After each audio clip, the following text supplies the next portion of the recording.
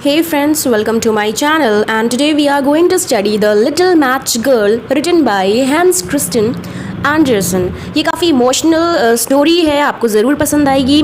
तो शुरू करते हैं स्टोरी। तो दोस्तों ये स्टोरी न्यू ईयर्स ईव की कहानी है, जो नए साल से एक दिन पहले की शाम होती है 31 दिसंबर, उसे कहते हैं न्यू ईयर्स ईव।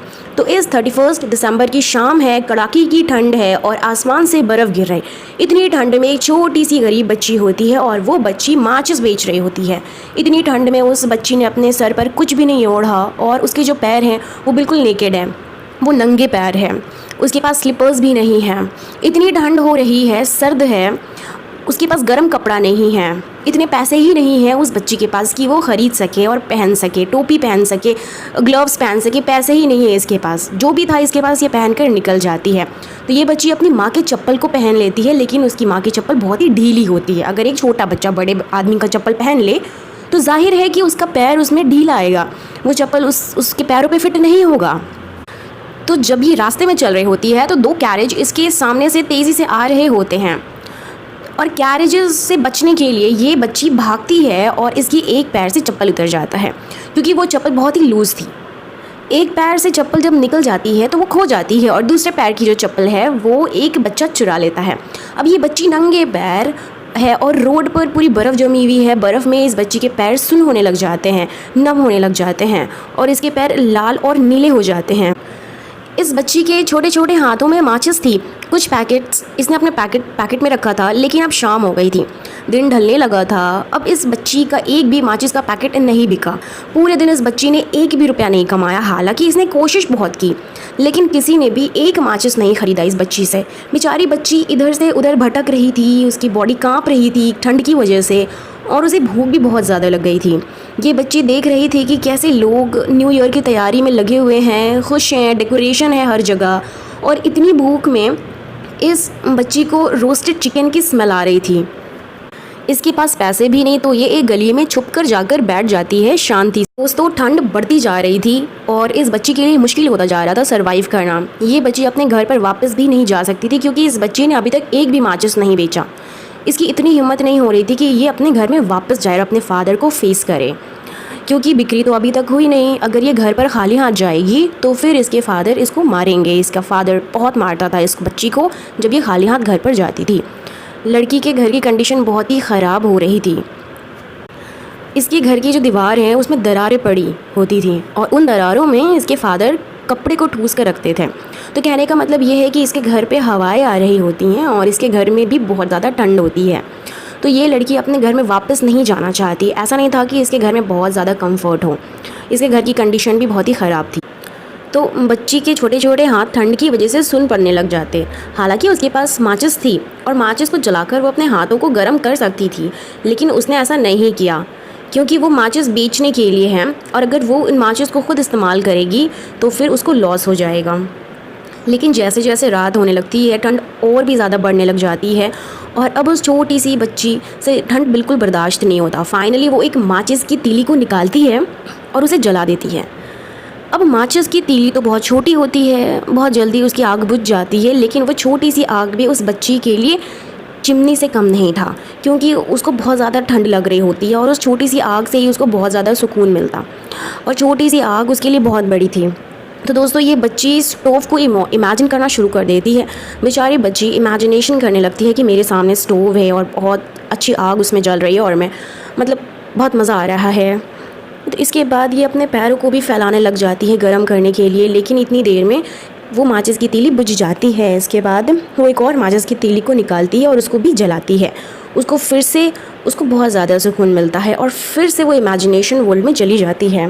दूसरी बार वो इमेजिन करती है कि उसके सामने वाली जो दीवार है घर की, मैंने आपको बताया कि ये एक गली में बैठी है, तो गली में बैठी हुई है तो इसके सामने जो घर की जो दीवार है एकदम से ट्रांसपेरेंट हो जाती है और उसे आर पार दिखने लगती है और वो इमेजिन करती है कि घर बहुत अच्छा है। घर में टेबल है जिसके ऊपर वाइट कलर का एक कपड़ा बिछा हुआ है और उस टेबल के ऊपर पकी हुई बत्तख रखी हुई है, चिकन और बत्तख। तो बत्तख में बहुत सारे फ्रूट्स सजा कर रखे हुए हैं और वो बिल्कुल भाप उठ रही है उससे, मतलब खाना जो है वो बहुत ही लजीज है दिखने में और टेस्टी है। तो दोस्तों ये बच्ची उन्हीं चीज़ों को इमेजिन कर रही है जो इसको एक्चुअल में चाहिए। जैसे पहले इसने इमेजिन किया था कि मेरे सामने एक स्टोव है, क्योंकि इसको अपनी बॉडी को गर्म करना था। और दूसरी बार इसने इमेजिन किया बत्तख को, चिकन को, क्योंकि ये बहुत भूखी थी। इमेजिन करती है फिर कि टेबल पर जो बत्तख है उस पर जान आ जाती है। उस बत्तख के पास छुरी है, कांटा है और वो बत्तख छुरी कांटा लेकर उसके पास में आ रही है, कि लड़की के पास आ रही है कि आओ और मुझे खा लो। तो दोस्तों ये इमेजिनेशन हमें बता रहे हैं कि वो लड़की कितनी ज़्यादा भूखी है और कितना ज़्यादा उसका मन कर रहा है खाना खाने को। लेकिन इतने में दूसरी माचिस की तीली भी बुझ जाती है और उस लड़की की इमेजिनेशन वहीं पर ख़त्म हो जाती। उस लड़की को इमेजिनेशन करने में, माचिस की तीली जलाने में बहुत मज़ा आ रहा था। उसके बाद वो लड़की दोबारा से एक माचिस की तीली को निकालती है और तीसरी बार माचिस की तीली को जलाती है। इस बार वो इमेजिन करती है एक खूबसूरत सा क्रिसमस ट्री को। जैसा कि मैंने आपको स्टार्टिंग में बताया था कि कहानी न्यू ईयर्स ईव की है और क्रिसमस थोड़े दिन पहले ही आया था। 25 दिसंबर को आता है क्रिसमस और ये कहानी है 31 दिसंबर की। तो हो सकता है कि ये बच्ची क्रिसमस को भी सेलिब्रेट करना चाहती हो, लेकिन इसके पास उतने पैसे नहीं हैं कि ये क्रिसमस ट्री को अफोर्ड कर सके।